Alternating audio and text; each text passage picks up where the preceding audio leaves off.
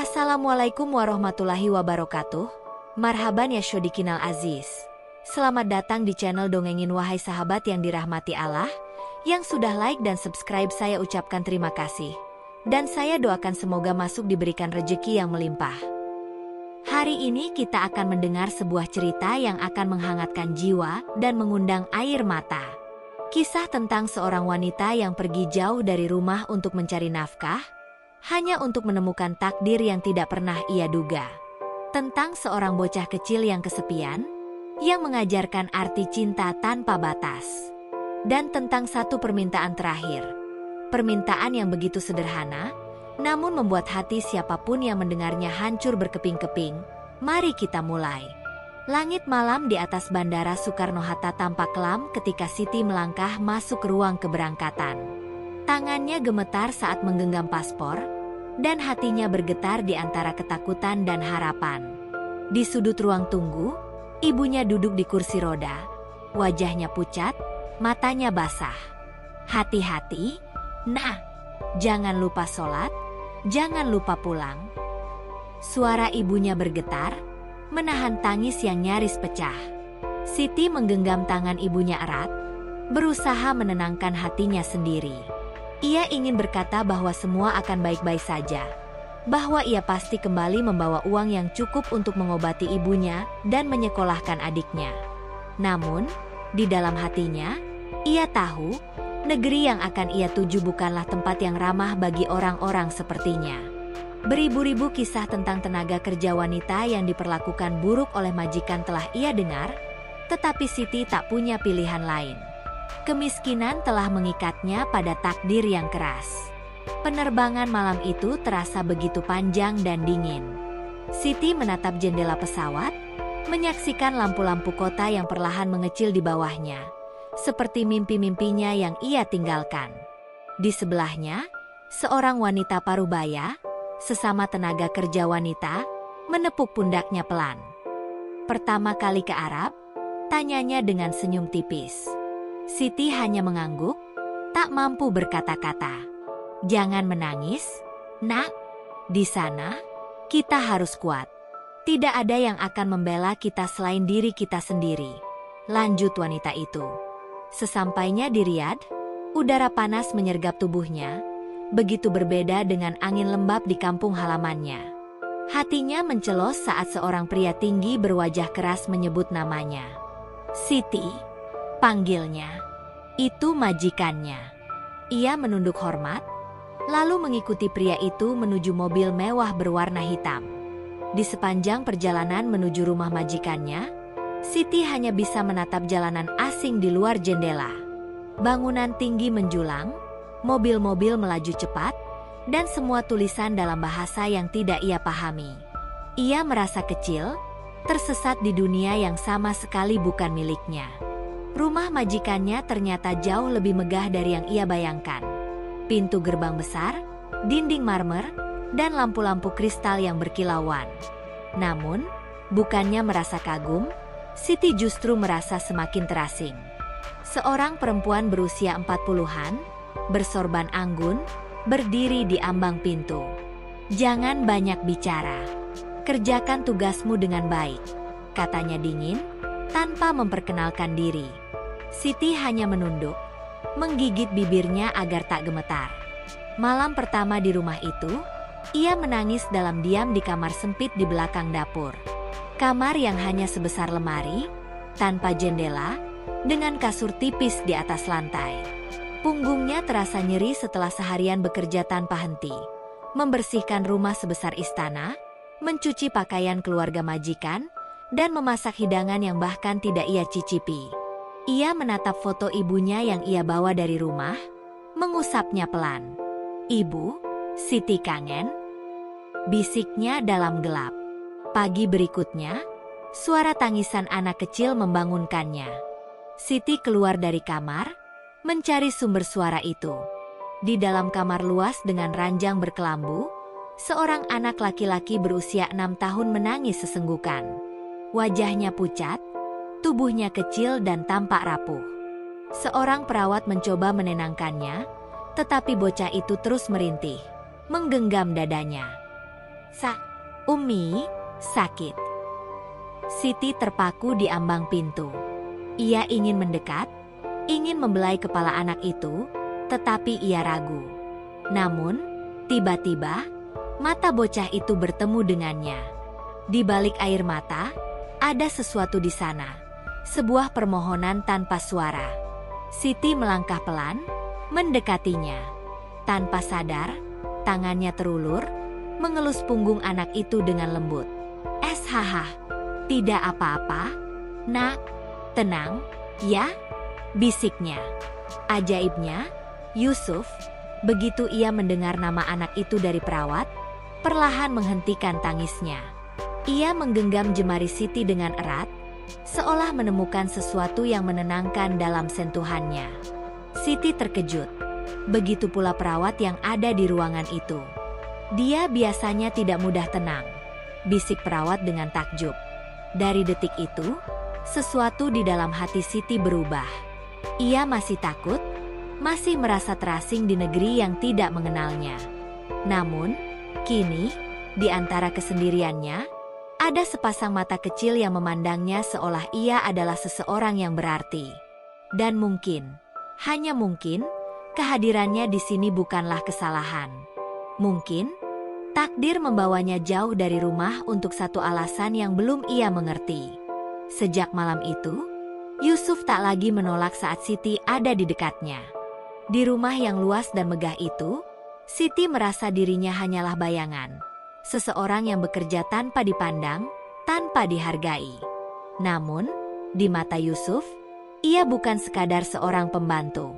Ia adalah seseorang yang selalu ditunggunya setiap pagi, yang selalu dipanggilnya dengan suara lemah saat sakitnya kambuh, dan yang selalu dicarinya saat ia merasa kesepian.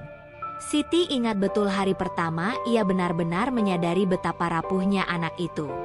Saat itu, ia sedang mencuci piring di dapur ketika seorang pelayan berlari panik. "Yusuf!" Dia kejang lagi. Siti segera berlari ke kamar Yusuf. Dan hatinya nyaris luruh saat melihat tubuh kecil itu terkulai di atas ranjang. Matanya terpejam, bibirnya membiru. Nafasnya pendek dan tersengal-sengal, seakan berjuang untuk tetap hidup. Tanpa berpikir panjang, Siti bergegas mengambil selimut dan menyelimuti tubuh Yusuf. Mengusap dadanya dengan lembut. "Bertahan, nak, bertahan, ya," bisiknya, nyaris menangis. Tak lama, seorang dokter datang, memeriksa Yusuf, memberikan suntikan dan oksigen. Setelah beberapa menit yang terasa seperti selamanya, napas Yusuf berangsur tenang, meskipun tubuhnya masih lemah. Siti duduk di tepi ranjang, menggenggam tangan kecil itu erat. Matanya menatap wajah Yusuf yang pucat, dadanya naik turun dengan napas yang masih berat. Ketika mata Yusuf terbuka perlahan, Siti tersenyum, menahan air mata. "Kau sudah lebih baik?" tanyanya lembut. Yusuf hanya mengangguk lemah, lalu tangannya bergerak menggenggam jemari Siti lebih erat. Dari hari itu, hubungan mereka semakin erat. Setiap kali sakitnya kambuh, Yusuf akan mencari Siti lebih dulu, bukan perawatnya, bukan ibunya, bukan siapapun dari keluarganya. "Ummu Siti." Begitu ia memanggilnya, seolah Siti adalah sosok ibu kedua baginya. Siti tak tahu harus merasa bangga atau sedih. Bangga karena seorang anak kecil begitu mempercayainya, atau sedih karena Yusuf justru lebih nyaman dengannya dibanding keluarganya sendiri. Siti mulai memperhatikan bagaimana Yusuf lebih banyak menghabiskan waktu sendirian. Orang tuanya jarang ada di rumah. Ayahnya sibuk dengan bisnisnya, ibunya lebih sering pergi ke salon atau bertemu teman-temannya.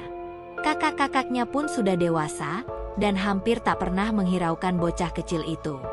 Hanya ada perawat yang sesekali mengecek keadaannya, tetapi tak ada yang benar-benar mendampinginya. Suatu sore, saat Siti sedang membereskan kamar Yusuf, bocah itu memandangnya dengan mata penuh harap. "Siti, bolehkah kau bercerita tentang hujan?" tanyanya pelan. Siti menghentikan pekerjaannya dan tersenyum.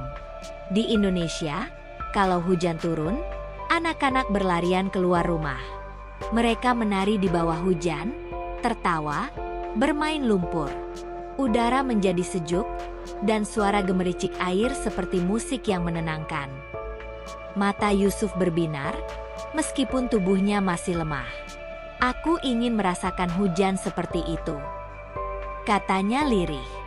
Siti terdiam. Ia tahu, keinginan itu begitu sederhana. Tetapi bagi Yusuf, itu seperti mimpi yang tak mungkin terwujud. Di Riyadh, hujan adalah kejadian langka. Dan bahkan jika hujan turun, Yusuf tidak mungkin bisa berlari di bawahnya. Tubuhnya terlalu lemah untuk menahan udara dingin dan kelelahan.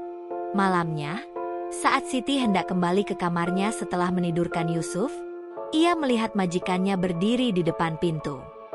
"Kau terlalu dekat dengan Yusuf," kata wanita itu dingin. "Ingat, tugasmu di sini hanya sebagai pembantu, bukan sebagai ibu." Siti menunduk, menahan perasaan yang berkecamuk di dadanya. Ia tahu batasannya, ia tahu dirinya bukan siapa-siapa. Tapi bagaimana mungkin ia mengabaikan seorang anak kecil yang begitu kesepian, yang setiap malam tertidur dengan jemari mungil menggenggam tangannya? Dalam keheningan malam itu, Siti berjanji pada dirinya sendiri. Ia mungkin hanya seorang pembantu, tetapi selama ia masih di rumah ini, ia tidak akan membiarkan Yusuf merasa sendirian. Ia akan menjadi seseorang yang selalu ada untuknya, meskipun dunia menolak mengakui peran itu. Malam di Riyadh terasa lebih sunyi dari biasanya. Siti duduk di tepi ranjang Yusuf, menggenggam tangan kecilnya yang terasa semakin dingin. Tubuh bocah itu tampak lebih lemah dari sebelumnya. Napasnya pendek dan tersengal, seolah setiap helaan adalah perjuangan panjang. Siti menatap wajah pucat itu dengan hati mencelos. Yusuf tidak boleh pergi, tidak secepat ini. Sejak beberapa hari terakhir, kondisi Yusuf semakin memburuk. Ia lebih sering pingsan, sesak napasnya makin parah, dan tubuhnya semakin kurus. Dokter yang datang hanya bisa menggeleng pelan, wajahnya penuh kesedihan. Dia butuh operasi jantung segera, tapi risikonya sangat tinggi. Jika tidak dilakukan, mungkin hanya tersisa beberapa bulan. Kata-kata itu menusuk dada Siti seperti belati. Malam itu, saat semua orang tertidur, Yusuf kembali mengalami serangan hebat. Dadanya naik turun cepat, bibirnya membiru, dan matanya berkaca-kaca menahan sakit. "Ummu Siti, tolong!" lirihnya, suaranya nyaris tak terdengar. Tanpa pikir panjang, Siti menggendong Yusuf. Ia berlari keluar kamar, melewati lorong-lorong rumah yang luas dengan jantung berdegup kencang. "Tolong! Tolong bantu saya!" teriaknya panik. Para pelayan tersentak bangun, perawat berlari mendekat, dan tak lama kemudian majikannya keluar dari kamar dengan wajah marah. "Apa yang kau lakukan?" seru majikannya. "Yusuf harus ke rumah sakit sekarang. Dia tidak bisa menunggu." Siti menangis, memohon, namun majikannya tampak ragu.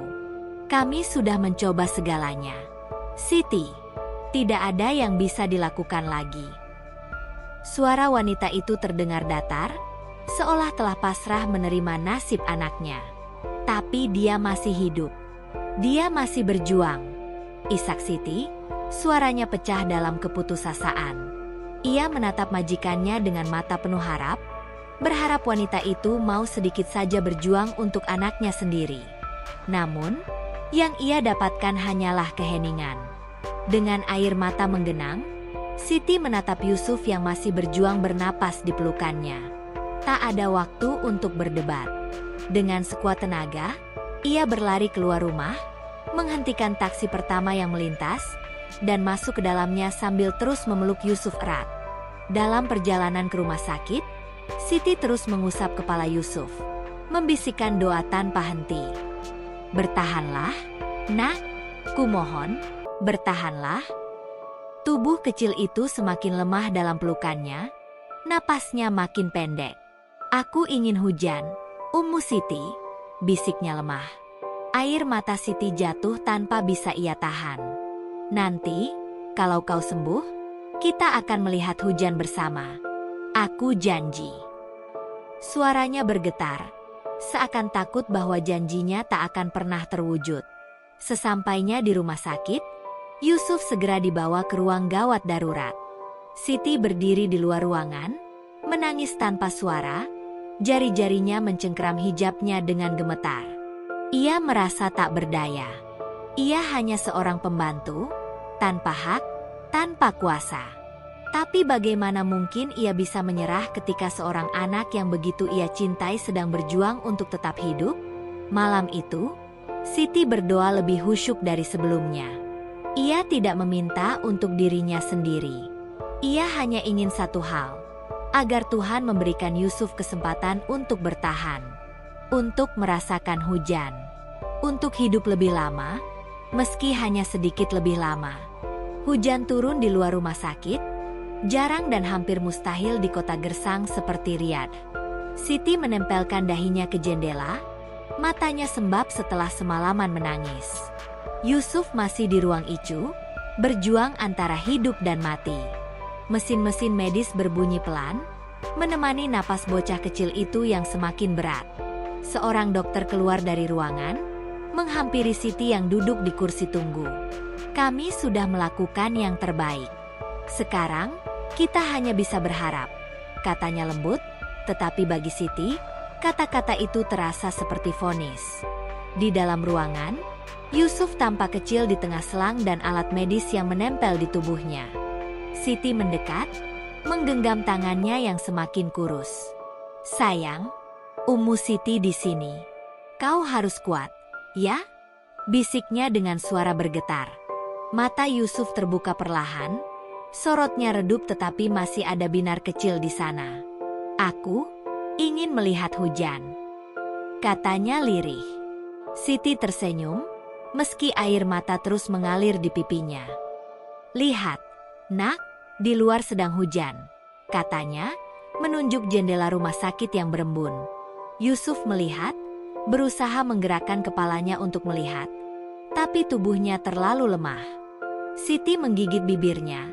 Lalu dengan hati-hati, ia melepas jaketnya, membuka jendela sedikit, dan membiarkan tangannya menjulur keluar. Butiran hujan jatuh di telapak tangannya, dingin dan basah, sesuatu yang jarang sekali terjadi di negeri ini. Dengan hati-hati, ia menyentuhkan jemarinya yang basah ke pipi Yusuf. "Itu hujan. Sayang, rasakan, seperti ini," bisiknya. Mata Yusuf melebar sedikit. Lalu perlahan ia tersenyum. Senyum kecil yang lemah, tetapi penuh ketulusan. "Dingin, segar," bisiknya pelan, seolah bisa merasakan setiap tetesan air itu membasahi kulitnya. Siti menggenggam tangannya lebih erat, menahan sesak yang memenuhi dadanya. "Kau suka?" tanyanya dengan suara nyaris tak terdengar. Yusuf mengangguk kecil. "Aku suka, Ummu Siti, terima kasih," ujarnya dengan napas yang semakin lemah. Matanya perlahan tertutup, tangannya sedikit mengendur dalam genggaman Siti. Hujan di luar masih turun, tapi bagi Siti, dunia mendadak terasa hening. Ia mengguncang tubuh kecil itu perlahan. "Yusuf, sayang," suaranya pecah di udara. Mesin detak jantung berbunyi panjang. Garis lurus tampak di layar monitor. Siti membeku, lalu tanpa bisa menahan diri lagi, ia memeluk tubuh kecil itu erat, menangis terseduh-seduh di tengah gemuruh hujan. Hujan yang Yusuf impikan, hujan yang akhirnya bisa ia rasakan, meski hanya sekejap, sebelum ia pergi untuk selamanya. Siti masih terduduk di tepi ranjang, menggenggam tangan mungil Yusuf yang kini tak lagi menggenggam balik. Tubuh kecil itu terbaring tenang, bibirnya yang biasanya pucat kini melengkung dalam senyum tipis, seolah ia tertidur dalam mimpi yang indah. Namun, dada kecilnya tak lagi bergerak naik turun. Tak ada lagi napas yang tersengal, tak ada lagi keluhan sakit. Pintu kamar ICU terbuka, dan seorang perawat masuk dengan langkah ragu. Matanya berkaca-kaca melihat pemandangan di depannya. "Inna lillahi wa inna ilaihi raji'un," ucapnya pelan. Siti tak menjawab. Ia hanya menunduk. menyentuhkan dahinya ke tangan Yusuf, membiarkan air matanya jatuh tanpa suara. Di luar jendela, hujan masih turun, membasahi tanah gersang Riyadh. Seolah langit sendiri turut meratapi kepergian seorang anak kecil yang begitu lembut hatinya. Majikan Siti datang tak lama kemudian, wajahnya tampak terkejut dan linglung. Wanita itu berdiri di ambang pintu, tatapannya tertuju pada tubuh Yusuf yang terbujur kaku. Bibirnya terbuka, ingin mengatakan sesuatu, tetapi tak ada suara yang keluar. Dia sudah pergi. Suara Siti terdengar lirih, bergetar di antara isakan. Dia ingin merasakan hujan, dan Tuhan mengabulkan permintaannya. Ibu Yusuf terisak pelan, tangannya menutupi mulutnya. Tangis yang selama ini tertahan akhirnya pecah, dan tubuhnya perlahan jatuh berlutut di lantai. "Ya Allah, anakku," isaknya, bahunya bergetar hebat. Namun, sesuatu dalam diri Siti berkata bahwa tangisan itu bukan hanya karena kehilangan. Mungkin juga karena penyesalan. Seumur hidupnya, Yusuf hampir tak pernah merasakan kehangatan ibunya.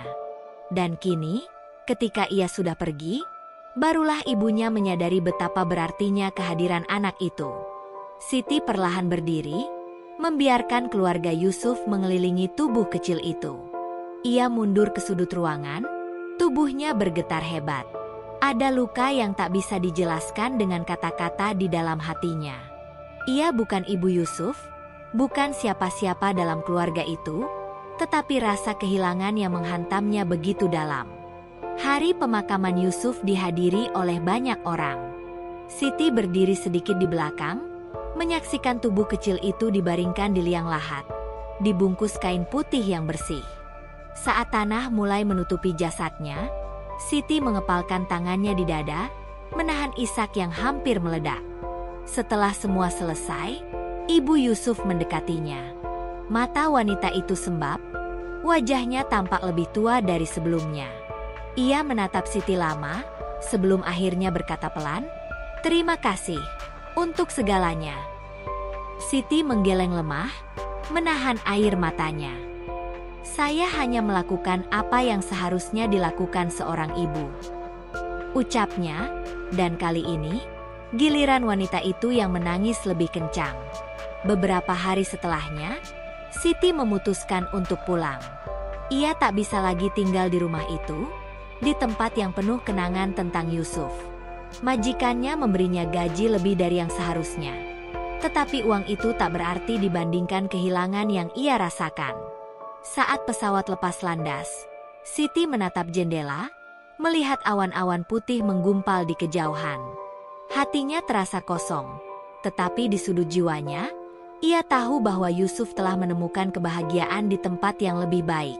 Dan ketika pesawat melewati langit Indonesia, hujan turun dengan lembut. Siti tersenyum di antara air matanya. "Lihat, Yusuf, sekarang kau bisa melihat hujan dari tempat yang paling indah," bisiknya pelan. Siti turun dari pesawat dengan langkah berat. Udara Indonesia yang lembab menyambutnya, tetapi hatinya tetap terasa kosong. Ia melihat sekeliling, mencari wajah-wajah yang dikenalnya. Di antara kerumunan, ibunya duduk di kursi roda. Adiknya berdiri di sampingnya, melambaikan tangan penuh harap. Begitu melihat Siti, ibunya menangis. "Nak, kau pulang?" Suaranya bergetar. Siti berlari ke arahnya, memeluk tubuh ringkih itu erat. Tangisnya pecah di pelukan ibunya. "Bu, Siti pulang, tapi ada sesuatu yang Siti tinggalkan di sana," bisiknya. Malam itu, di rumah kecil mereka, hujan turun dengan lembut. Siti duduk di teras, menatap titik-titik air yang membasahi tanah. Bayangan Yusuf hadir di benaknya. Tawa kecilnya, genggaman tangannya yang lemah, dan tatapan matanya yang penuh harapan. "Lihat, Yusuf, hujan di kampung halamanku," bisiknya sambil menutup mata, membiarkan air hujan membasahi wajahnya. Ia tahu, ia tak akan pernah benar-benar melupakan Yusuf. Kenangan itu akan selalu hidup dalam dirinya. seperti rinai hujan yang tak pernah benar-benar hilang dari bumi. Ia kehilangan seseorang yang begitu ia cintai, tetapi ia juga telah belajar bahwa cinta sejati tidak selalu harus memiliki. Dan saat langit semakin deras menurunkan hujannya, Siti tersenyum tipis di antara air mata. Sebab di suatu tempat yang jauh, di dunia yang lebih damai, ia yakin Yusuf juga sedang merasakan hujan. Hujan yang tak pernah lagi menyakitinya, hujan yang kini abadi di surga.